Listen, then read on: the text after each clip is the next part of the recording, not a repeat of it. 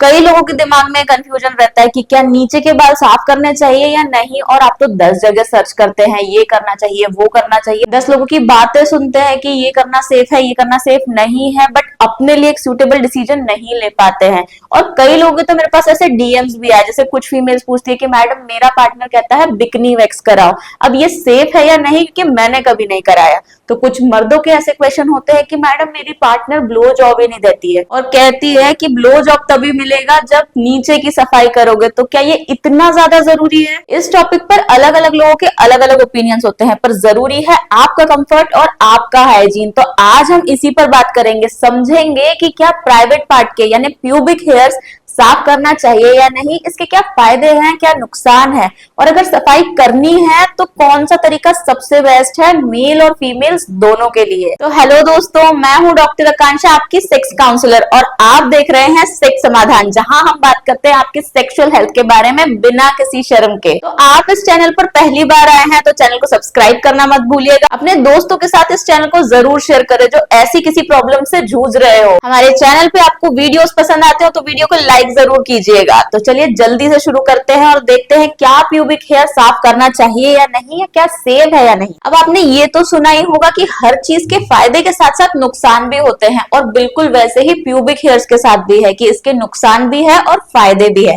तो फायदे कुछ ये है कि पहला, ये आपको प्रोटेक्ट करेगा, किसी भी बैक्टीरिया या इंफेक्शन होने से आपको बचा सकता है।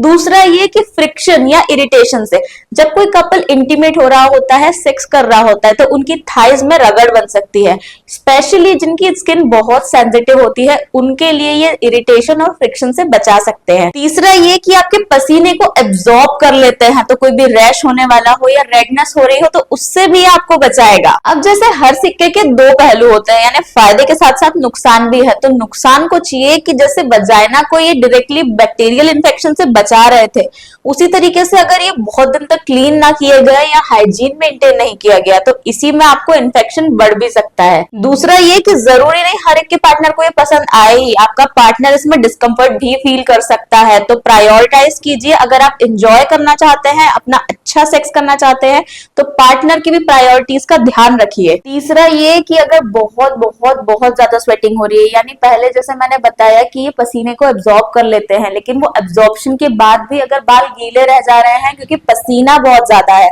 तब भी फंगल इन्फेक्शन का रिस्क बढ़ सकता है। तो इन शॉर्ट ये कि फायदे और नुकसान जानने के बाद भी ये आपकी पर्सनल चॉइस है कि आप प्यूबिक हेयर रखना चाहते हैं या नहीं। बस ध्यान इस बात का रखना है कि आपको हाइजीन मेंटेन रखना है। सबसे जरूरी सवाल अब भी ये बचा हुआ है कि अगर हम अपने नीचे के बालों की सफाई करना चाहते हैं या करवाना चाहते हैं तो कौन सा ऐसा सेफेस्ट वे है जिससे प्यूबिक हेयर को साफ किया जा सके।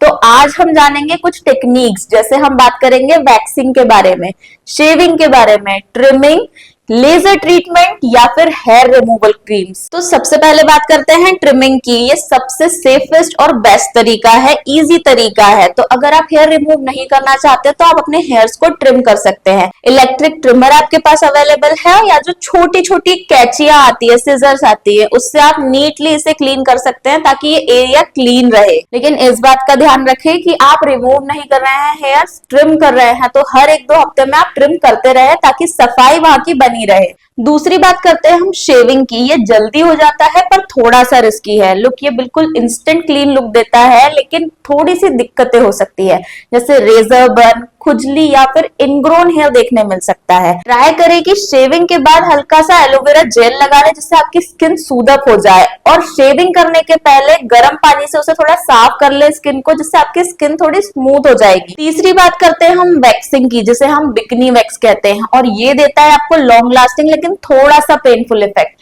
ये सबसे ज्यादा स्मूथ, क्लीन और लॉन्ग लास्टिंग इफेक्ट देता है ऑलमोस्ट 4 से 6 हफ्ते तक का। बट ध्यान रखिए कि थोड़ा सा पेनफुल और इरिटेशन वाला हो सकता है क्योंकि यहाँ की स्किन सबसे ज्यादा सेंसिटिव होती है। तो आपको करना यह है कि हमेशा सूदिंग क्रीम का यूज जरूर करें, और पहले आप पैच टेस्ट ट्राई करें। पैच टेस्ट मतलब ये कि आप थोड़ी सी स्किन पर उसका यूज करके देखें कि कहीं कोई बर्न या इरिटेशन तो नहीं हो रहा है, आपकी स्किन को सूट कर रहा है या नहीं। अगर सूट करे तो ही उसको ऑप्ट करें। चौथा आता है हेयर रिमूवल क्रीम। ये काफी फास्ट है, आसान है, लेकिन ध्यान रखिए कि ये स्किन सेंसिटिव लोगों के लिए नहीं है। देखो आपको कई बार हर जगह के एड्स देखने मिल जाती है और आप कोई सी भी क्रीम यूज कर लेते हो, लेकिन हर क्रीम आपके स्किन पर सूटेबल नहीं होती है। आपको पैच टेस्ट करना चाहिए इसके लिए भी कि कहीं आपको जलन तो नहीं कर रही, केमिकल रिएक्शन तो नहीं हो रहा, इससे है ना इसके साइड इफेक्ट ज्यादा होते हैं, इन्फेक्शन भी कॉज कर सकती है और उसमें आप कई बार ना एक्सपायरी डेट चेक करना भी भूल जाते हैं। तो इन सारी बातों का भी हमेशा ध्यान रखिए। पैच टेस्ट हमेशा जरूरी है इन चीजों में। और पांचवा आता है laser treatment, long term solution. Long term तो क्या, ये परमानेंट सोल्यूशन है पर बहुत ज्यादा एक्सपेंसिव है, लेकिन आई विल रिकमेंड कि वहां की स्किन बहुत सेंसिटिव होती है, तो मैं कभी आपको लेजर ट्रीटमेंट के लिए वहां के लिए रेकमेंड तो नहीं करूंगी। अगर फिर भी आप कराना चाहते हैं तो उसके पहले डर्मेटोलॉजिस्ट से हमेशा कंसल्ट करें, आपके लिए क्या सूटेबल है और क्या नहीं, उसके बाद ही आप लेजर ट्रीटमेंट पे जाए। तो इन कंक्लूजन ये कि आप जो भी मेथड चूज करना चाहें सेफली चूज करें, ओपन माइंडेडली चूज करें कि आपके स्किन के लिए क्या सूटेबल है।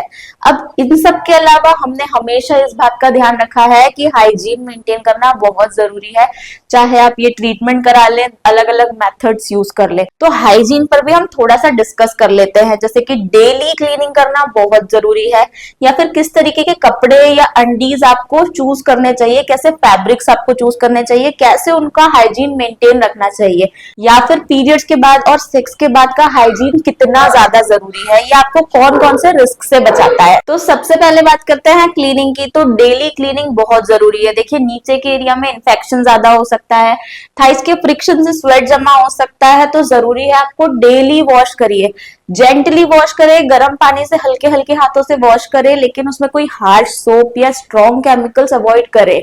मेंस के लिए मैं ये कहना चाहूंगी कि उनका जो फोर स्किन होता है, आगे का पार्ट होता है, उसको थोड़ा पीछे करके उसे अच्छे से क्लीन करें, ल्यूक वार्म वाटर का यूज करें, हार्ड सोप नहीं यूज करें।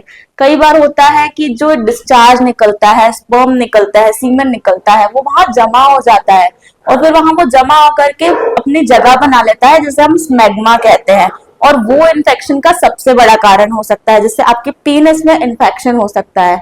तो डेली अपनी फोर स्किन के नीचे की तरफ आप उसको पीछे की तरफ खिसकाएं और उसे क्लीन करें। विमेंस के लिए मैं कहना चाहूंगी कि डोइंग अंदर की तरफ अवॉइड करें। देखिए आप वजाइनल वॉशेस यूज करते हैं, अलग अलग तरीके की चीजें यूज करते हैं, बट आप उसे बाहर की तरफ यूज कीजिए, अंदर कोई भी केमिकल यूज नहीं करना है, सिर्फ पानी से आप साफ करेंगे, क्योंकि वजाइना एक सेल्फ क्लेंजिंग ऑर्गन है, तो let it do it's work ना, आप उसको क्लीन करने दे, आप बाहर की तरफ गर्म पानी से उसे साफ कर सकते हैं। दूसरा हम बात करते हैं कि अपनी अंडरवियर और कपड़ों का ध्यान रखिए। देखिए हमेशा कॉटन की अंडरवियर पहने, क्योंकि सिंथेटिक कपड़े आपको पसीना और इरिटेशन को बढ़ा सकते हैं, इन्फेक्शंस का रिस्क बढ़ा सकते हैं, तो हमेशा अपने कपड़ों का ध्यान रखें, कॉटन के कपड़े पहने, टाइट फिटिंग के कपड़े ना पहने। डेली आपको फ्रेश अंडरवियर पहनना है और हमेशा उसको धोने के बाद सन ड्राई करें, जिससे आप इन्फेक्शन से बचे रहें। अब जब हम हाइजीन की बात कर ही रहे हैं तो एक बहुत इंपॉर्टेंट चीज हमें बिल्कुल नहीं छोड़नी चाहिए, वो है पीरियड्स और सेक्स के बाद का हाइजीन ध्यान रखना, साफ सफाई रखना। तो पीरियड्स के टाइम ये होता है कि वैसे तो vagina already self cleansing organ है, बट उस टाइम पर आपका जो ब्लड निकल रहा होता है वो न्यूट्रल पीएच का होता है, तो वजाइना का पीएच भी न्यूट्रल हो जाता है, एसिडिक पीएच नहीं रहता है, तो इन्फेक्शन का रिस्क बढ़ जाता है।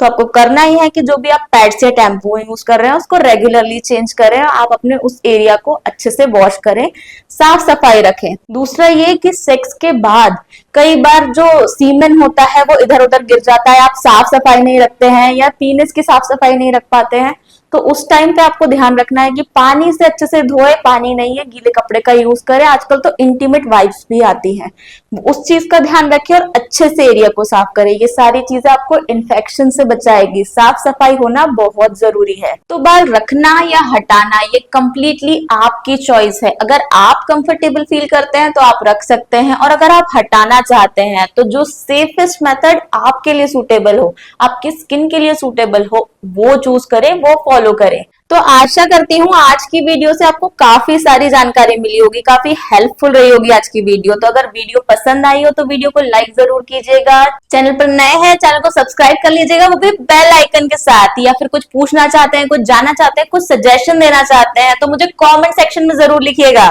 या फिर आप ऑनलाइन कंसल्टेशन बुक करना चाहते हैं तो नीचे दी गई वेबसाइट पर मुझसे संपर्क कर सकते हैं। तो मिलते हैं नेक्स्ट वीडियो में, बाय।